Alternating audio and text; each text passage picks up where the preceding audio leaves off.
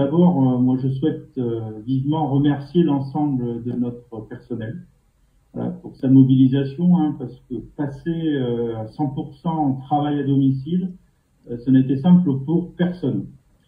Donc ça, c'est vraiment quelque chose de très bien et à saluer, la rapidité, même si on avait un certain nombre d'outils en place pour le faire. En tout cas, la généralisation, eh bien, n'était pas forcément simple à faire, où des collègues sont partis chez eux avec leur ordinateur fixe de bureau. Enfin voilà, donc on a essayé de tout mettre en œuvre.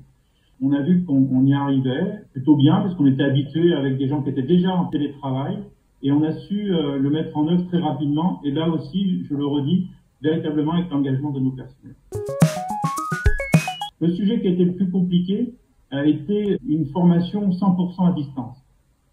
Compliqué à la fois pour nos enseignants-chercheurs, mais aussi pour les tuteurs ISTP, puisqu'on a une formation par la voie de l'apprentissage, et aussi pour la direction des formations. Et donc là, avec l'appui de la direction des systèmes d'information, assez rapidement, en une semaine, on a pu retenir un outil de 100% de formation à distance. Il a été mis en place, testé et mis en œuvre. Et donc là, eh bien, on a appris un peu en marchant les uns les autres. On s'était dit, on va garder nos emplois du temps tels qu'ils étaient à l'origine en présentiel, et puis on va faire la même chose. Et on s'est vite rendu compte, que ce soit du côté des élèves, que ce soit du côté de nos enseignants-chercheurs, eh bien, la difficulté de suivre des cours 100% en visio, et on le voit nous-mêmes, on passe beaucoup de temps en visio sur une journée, quand même que le contact humain est important, un contact humain en présentiel, pas seulement à travers le filtre d'une caméra. Et donc, ça a été la plus grande difficulté. On a bien progressé. Il faudra qu'on en tire des enseignements sur tout ce que nous avons fait. On pourra y revenir quand on sera sorti un petit peu de cette deuxième phase liée au déconfinement. Il va falloir s'interroger sur nos bonnes pratiques et voir comment continuer à progresser et à mieux les utiliser. Et puis on est passé là depuis 15 jours, comme on sait que maintenant tous nos élèves ne reviendront pas avant la rentrée prochaine, puisque la ministre de l'Enseignement supérieur, de la Recherche et de l'Innovation a sorti une circulaire sur le sujet. Donc ça concerne l'ensemble de nos étudiants, qu'ils soient sous statut étudiant, sous statut salarié, en formation continue et autres. Donc il n'y a plus d'enseignement jusqu'à la prochaine rentrée. Et donc il a fallu regarder et travailler comment faire l'évaluation de nos élèves par du contrôle continu, qui n'est pas seulement des examens terminaux et autres. Et donc nous avons travaillé, et là aussi, la direction des formations, en lien avec les enseignants, eh bien, on conduit un travail pour répondre au mieux, pour que personne ne soit lésé dans ces validations de semestre. Et nous avons mis en place des plans de continuité d'activité, notamment pédagogiques, alors que ce soit du côté des formations sous statut étudiant ou des formations statut salarié en lien très étroit avec nos collègues de l'ISTP, eh bien, nous avons pu mettre en œuvre de façon à ce que personne ne soit lésé au cours de sa formation. Bon, le champ qui est le plus embêtant à ce jour, c'est le champ de la recherche, notamment avec tout le volet expérimental qui, bien entendu, ne peut pas avoir lieu. Et ça va faire l'objet aussi du plan de redémarrage, du plan de reprise d'activité à compter du 11 mai, de pouvoir redémarrer les activités de recherche, notamment d'un point de vue expérimental, puisque le volet scientifique et réflexion peut se conduire en travail à domicile, mais pas du tout le volet expérimental. Tout d'abord, je voudrais reprendre quelques propos à la fois du président de la République, hein, qui a dit très concrètement que le jour d'après ne sera pas le jour d'avant. Ça, je pense qu'il faut que chacun l'ait bien en tête. L'autre élément que je veux donner, c'est ce qui concerne les propos du Premier ministre, qui dit qu'on doit tout d'abord préserver la santé des Français, donc c'est quelque chose d'important aussi pour nous à l'école, bien évidemment, et d'assurer la continuité de la vie de la nation. Pour cela, il y a deux conditions associées: maîtriser la circulation du virus, et puis de rétablir la capacité d'accueil des hôpitaux pour ce qui nous concerne, nous plus directement. Le premier point, c'est de maintenir le travail à domicile quand c'est possible. Et le deuxième, c'est de respecter les règles des gestes barrières. Et donc, nous travaillons et nous avons mis en place un groupe de travail depuis un peu plus d'une semaine, issu de la cellule de crise, pour construire notre plan de reprise d'activité. Et donc, il va être présenté à l'ensemble de nos personnels pour pouvoir être mis en pratique à partir de la rentrée du 11 mai.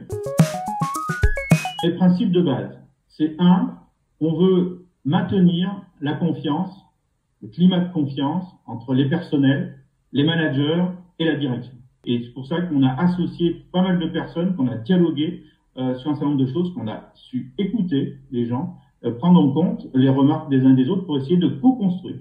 Deuxième point, pour que tout se passe bien, il va falloir appuyer sur le civisme collectif et individuel. On espère que tous, en respectant tous bien un certain nombre de règles, eh bien on continue à faire baisser le taux de pression au niveau des hôpitaux et qu'on puisse aller un peu plus loin sur le déconfinement.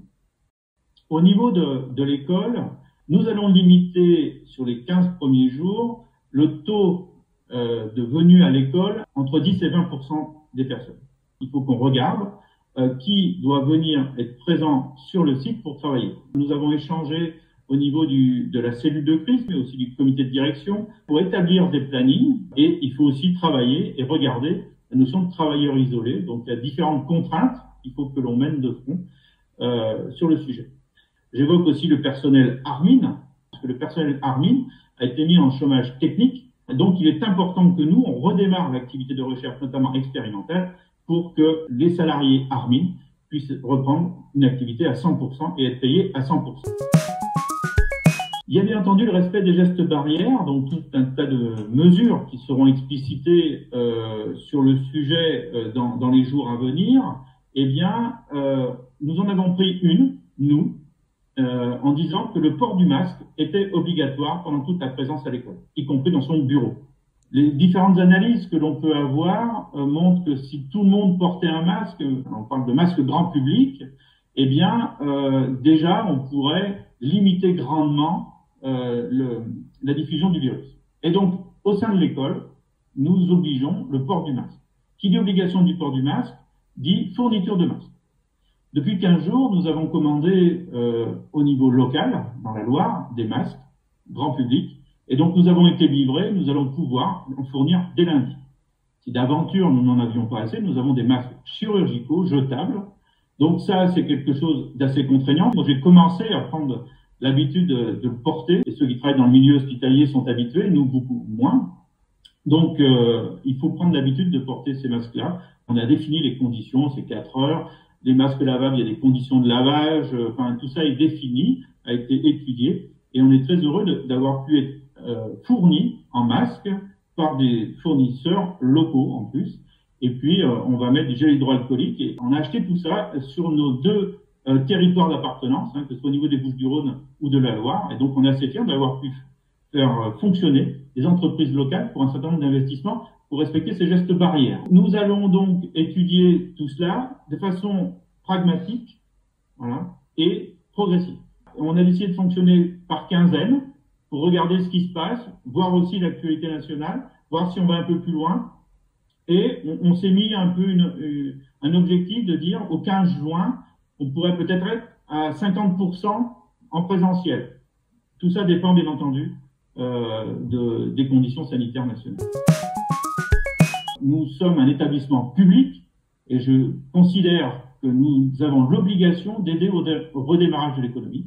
Donc, ce qui fait que des travaux redémarrent dans la mesure où nous pouvons respecter en interne les gestes barrières et que l'entreprise soit équipée pour pouvoir respecter, elle aussi, à son niveau de sa responsabilité les gestes barrières. Et on essaye de travailler aussi sur un plan de relance en lien avec l'Institut Mines Télécom pour voir comment on pourrait financer plus rapidement certaines opérations pour aider au redémarrage de l'économie. Ce que nous avons pris comme décision, par principe de précaution, en ayant discuté avec nos collègues, c'est que les 2 voyages d'intégration n'auraient pas lieu sous la forme définie. Voilà. Donc, nous devons travailler avec nos prestataires sur lequel un contact avec le service des marchés est pris à compter d'aujourd'hui, avec nos élèves de 2e année, pour voir qu'est-ce que l'on pourra faire en fonction de la situation. Non pas tout début septembre, parce que je ne vois pas comment on pourra faire quelque chose tout début septembre, mais qu'on pourra organiser un événement qui ne sera pas les voyages d'intégration classiques, standards, mais on n'est plus dans le monde d'avant. Voilà, donc il faut qu'on invente quelque chose pour cette année spécifique, là, pour ne pas perdre ce lien et pour souder nos promotions, mais qui sera sous une autre forme et certainement beaucoup plus à proximité des deux campus, puisqu'ils sont sous la responsabilité de l'école. Ça engage nos élèves et ça engage des personnels de l'école qui participent. Par contre, on veut faire des choses à la fois pour nos élèves, bien évidemment, et aussi pour les prestataires, pour ne pas les laisser en plan, surtout dans ce milieu-là.